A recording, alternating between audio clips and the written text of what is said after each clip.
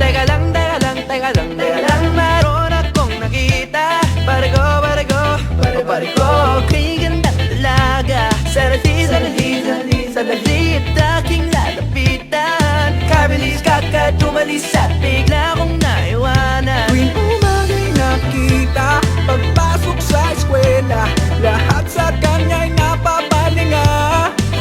Umaga bago maunahan, akin ang lalapitan.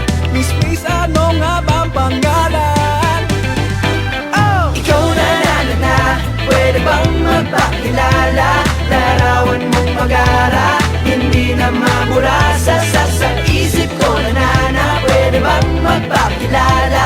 Gandang aking nakita, sadyang nakakahalina. Na na na, na na na na, na na na.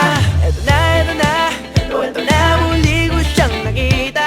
Paano na, paano na, paano na, kailangan magpabida. Biglang nagkabanggaan, siya'y aking nahawakan. Kaya gandang talaga, lalo sa malapitan. Pasimple lang kakausapin, Nang bigla lang dumating, kanyang tatay para siya ay sunuin. lahat ng nais kong sabihin. Bigla-biglang nabitin, next time hindi na palalampasin. Ikaw na na na na, pwede bang magpakilala?